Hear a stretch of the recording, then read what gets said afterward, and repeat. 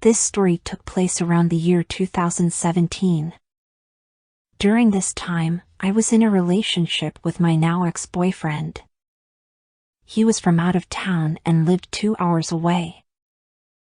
One night, we both planned for him to visit and hang out with my guy cousins while I stayed behind for a girls' night out.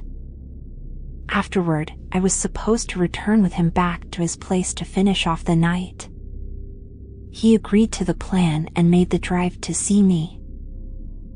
When he arrived, the guys decided to go to the club. While out with my cousins, my ex-boyfriend became very moody. He was texting me non-stop, telling me how he regretted coming out. He began demanding that we should break up and told me he wanted to kill himself.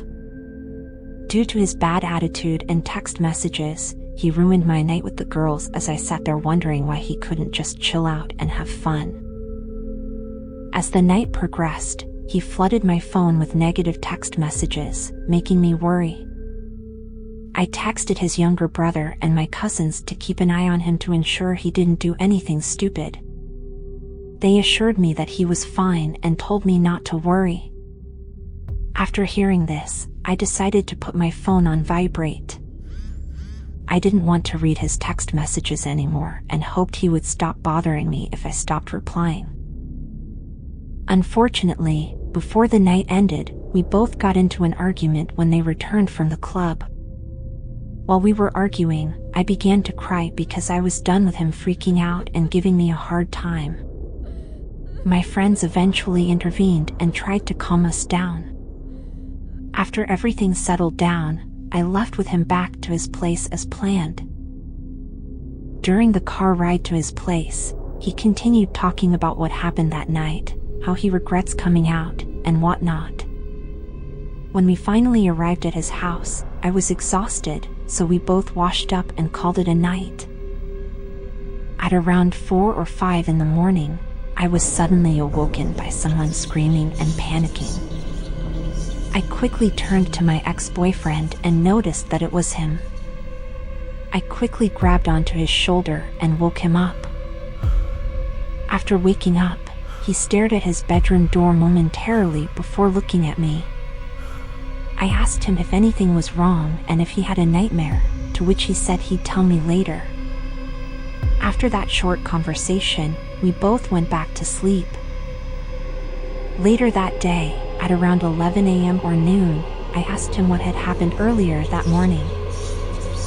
He told me he dreamed of seeing a woman dressed in Hmong clothes standing at the end of the hallway, staring at him from afar. However, he couldn't see her face as she walked back and forth at the end of the hallway.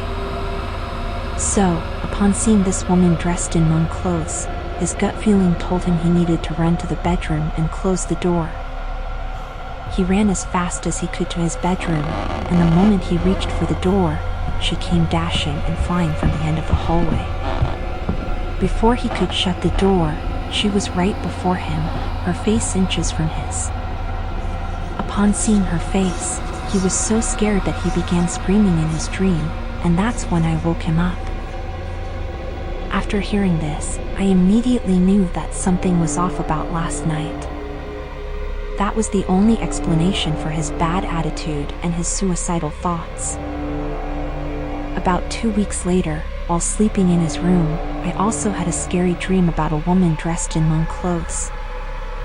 In my dream, she was staring at the bed and grinning at us while we were asleep. She had long hair, long nails, long skinny fingers, and was hanging from the ceiling. I immediately knew that she was a demon lady. I was facing my ex-boyfriend, his eyes wide open as he told me not to turn around. I could sense her crouching behind me, grinning and breathing on the back of my head.